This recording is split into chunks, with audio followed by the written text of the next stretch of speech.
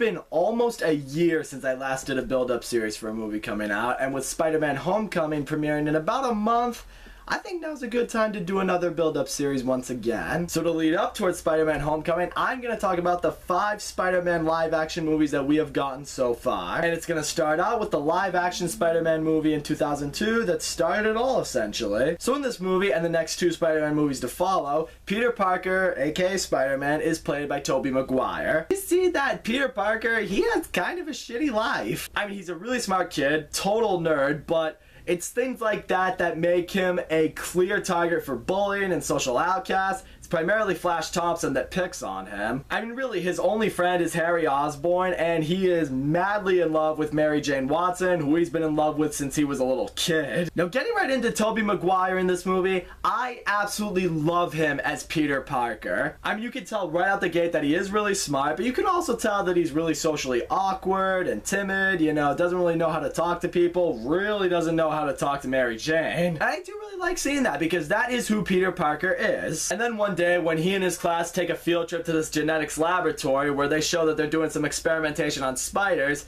Peter gets bit by a genetically enhanced spider. And that's why when he wakes up the next morning, he discovers that his vision is now perfect. He doesn't need glasses anymore. He is in ripped physical shape and his reflexes are perfect. We soon see a little bit more of what Peter is truly capable of when Flash tries to get into a fight with Peter, and Peter's just dodging all of his hits like they're nothing, and then with one punch sends Flash literally flying across the hallway. And soon enough, Peter discovers that in addition to this great strength that he has, he can climb walls, he can jump really far, he can also shoot webs out of his wrists. And I do love seeing Peter Parker, you know, experiment with his powers, really see what he's capable of doing, and when you see it, it does blow his mind because it would blow anyone's mind, especially when you're a teenager in high school. But now Peter immediately knows at the same time he now has to keep this under wraps or everyone's gonna freak out.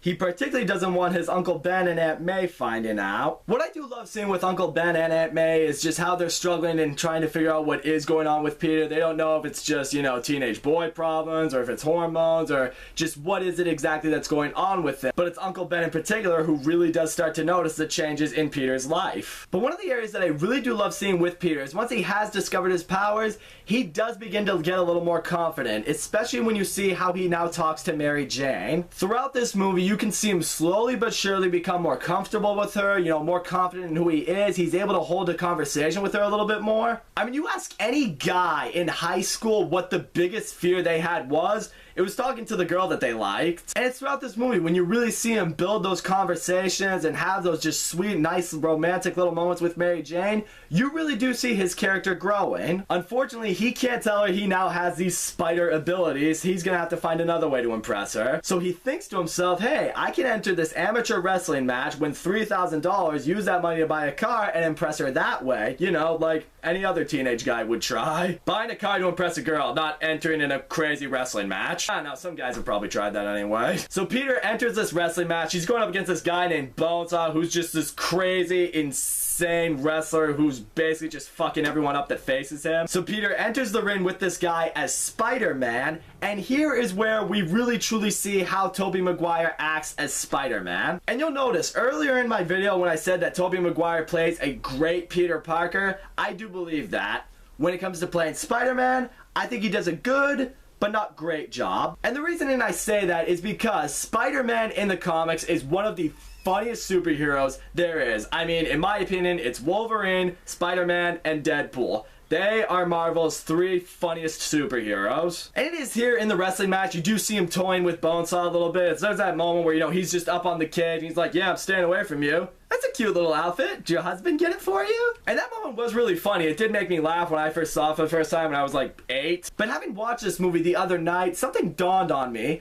That's really the only moment that Spider-Man really jokes with an enemy. And even still, Bonesaw's not exactly an enemy. Spider-Man needs to have those great comedic moments. And Tobey Maguire, he doesn't give a lot of that. And that for me was a bummer. So anyways, Peter Parker, he wins that wrestling match, but the guy's in charge of the money. He's not going to pay him any of it. Then he gets robbed and the guy escapes with his money. And what I love is Peter Parker lets the guy get away. I said that I love that in the fact that, you know, this guy was being such a hard ass. He was like, oh, well, I missed the part where you needing the money is my problem. So Peter Parker was like, all right, you know what? I'm getting revenge on you. and now I just did. Because if I'm being honest, if I was exactly in his shoes and I didn't know what was going to happen later on, I probably would have done the same thing. But then it's later on, Peter finds his Uncle Ben has been shot and carjacked, and it's in that moment Uncle Ben dies. Which would be a sad moment by itself, but what really hits home right here is the fact that earlier on in the movie, you know, before Peter went off to the wrestling match, he had that little conversation with Uncle Ben in the car where Uncle Ben tells him, like, oh, with great power comes great responsibility, and Peter just flips out on him like, you know, you're not my father, stop pretending like you are, which visibly hurt Uncle Ben.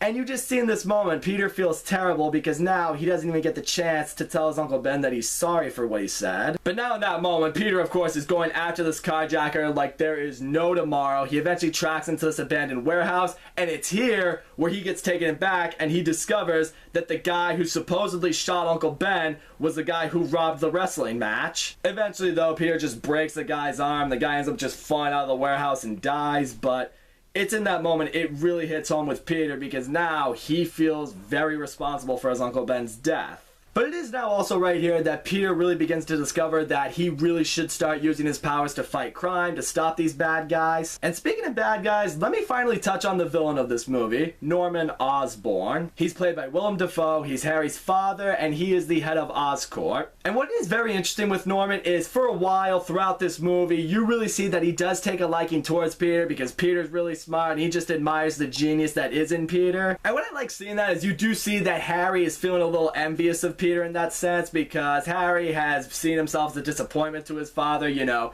fails out of school, definitely not as smart as Peter or as Norman for that matter, so it is an area that definitely adds some layers to this movie. But it's also here we see that Norman is really struggling to get this military contract going with the government. You know, he's trying to build them these gliders and this sort of superhuman serum. It reaches a point where he discovers that the only way to prove the military that this is going to work is if they start doing human trials, so he tests one of these serums on himself. And the issue with that is while it does make him a lot stronger, now it made him bananas. So much so that immediately after the serum is taken, he kills his assistant, steals the glider suit, and now he's just completely lost his mind. What I do really like seeing though is throughout this movie you see that he is dealing with kind of conflicting personalities. You know, on one side you have Norman who's, you know, himself, he's fine, he's normal, and on the other side you have that goblin that lives in his mind that's insane, he's murderous, he's manipulating. I really like seeing those sort of multiple personality disorder situations in movies. I think they add a lot to it. And what's also not really good for pretty much everyone in the world is the board that works with Oscorp has decided to remove Norman from their board,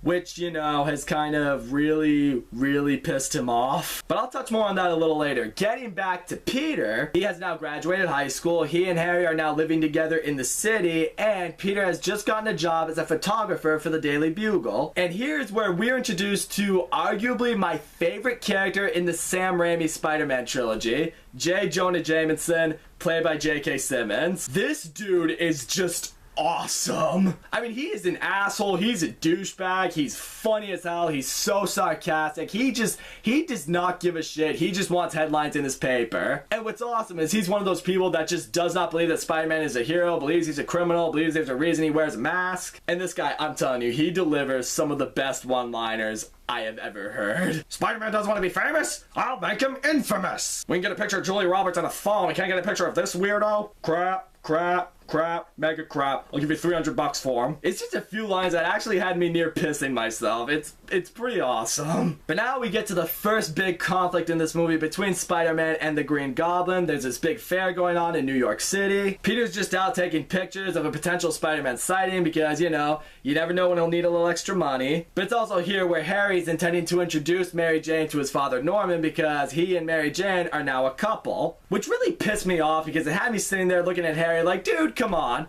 Peter called dibs on her. You gotta respect the code of dibs with your bro. And yeah, I know, Peter didn't make a move, but Harry himself knew that Peter was in love with her since he was a kid. It's like, come on, man. But at this point, the Green Goblin has shown up. He has flown in on his glider, and he's just killing pretty much everyone. He starts shooting at this building that Mary Jane's on. She's just hanging on there for dear life while Spider-Man's going toe-to-toe with him. Eventually, Spider-Man's able to defeat him for now, and then he's able to save Mary Jane. And it is also in this moment you feel like Mary Jane is slowly but surely starting to fall in love with Spider-Man. And what I love seeing about that is you really can tell when when he wears that Spider-Man costume, Peter Parker just feels so much more confident with himself. For him, Spider-Man really truly is an alter ego. And then eventually the Green Goblin and Spider-Man, they do in fact meet again, but what I do really love seeing in this movie is what Green Goblin's intentions are. He knows that Spider-Man is the one person that can stop him, but he thinks to himself, what if I could get him to join me? And I do love this great monologue that he gives to him. It's like, yeah, you're a hero, you're doing these great things, but trust me when I say this, the public out there, they're waiting to see you fail so they can turn on you, so they can create stories, create these headlines about how you're a failure, how you don't care about the people. Eventually, the world will learn to hate you. He's just like, just join me now, skip ahead of all that, and together we can accomplish something incredible. And then a couple days later, Peter once again sees Mary Jane. They have a nice little conversation again with each other. But it's later on that night, she gets attacked by this group. Spider-Man then shows up, saves her life. And here you can tell is a moment when all of Peter's dreams come true, when Mary Jane kisses him, as Spider-Man anyway. But what I also feel about this scene that I don't think anyone really gives a lot of consideration to is I feel like right here is officially what solidifies Peter's opinion on what he needs to do as Spider-Man. That he needs to be the hero, he needs to do the right thing, even if the people may turn on him. Because at first, when he's having that conversation with the Goblin, he's just all like, I'm doing this because it's right, but you can tell he is thinking about a little bit what the Goblin said. But it's in this moment where, you know, he saved Mary Jane's life, she kissed him. It's here you know that as a hero, you're not necessarily fighting for yourself or for the greater good. You're fighting for the people you love. There does eventually reach a point, though, where Norman is able to figure out who Spider-Man is when he sees a cut on Peter Parker's arm, and he discovers that that's the same cut from a conflict that he had had with Spider-Man. So now it's at this point, it's like, alright, you don't want to join me? You want to fight for the people you love? Cool. I'm going to go after the people you love. I'm going to make you suffer, and I'm going to make their deaths your fault. First thing he does, he breaks into Aunt May's house, just scares the shit out of her, puts her into shock, puts her in the hospital. And then it's later on, you discover that the Green Goblin has kidnapped Mary Jane, has put her on top of, I want to say the Brooklyn Bridge. Because after Harry had told Norman that Mary Jane is probably in love with Peter Parker, and Peter Parker is definitely in love with her, Norman now knew what Spider-Man's Achilles heel was. So he tries to make Spider-Man choose between saving Mary Jane or saving this trolley full of kids. Luckily, because, you know, Spider-Man's awesome and he's a badass and he's Spider-Man, he's able to save both of them. And then later on, Spider-Man and the Green Goblin, they end up in this abandoned warehouse building of sorts. They start duking it out there. At first, Green Goblin looks like he has the upper hand on Spider-Man, but Spider-Man eventually catches his second wind. He starts overwhelming the Goblin. So much so to the point where Norman decides to take the mask off, and he tells Peter, it's like, no, it's just me. The Goblin had everything to do with this. I had nothing to do with this. You know, just stalling it out so he can activate the glider to try to kill Peter from behind. But like, you know, Peter's got that spidey sense, so he dodges that and the thing impales Norman instead and kills him that way. But it's later on, Harry walks in and sees Spider-Man tending to his dead father. He now thinks Spider-Man has murdered his father, and now Harry has a distinct hatred for Spider-Man. It's at his father's funeral where Harry tells Peter that Spider-Man is going to pay. And you can just see right here that that's really hard for Peter to hear, because Harry is still his best friend. Harry still sees Peter as his best friend because, you know, he has no idea that he's Spider-Man. You just know that it's going to be another conflict that Spider-Man has to deal with along the way,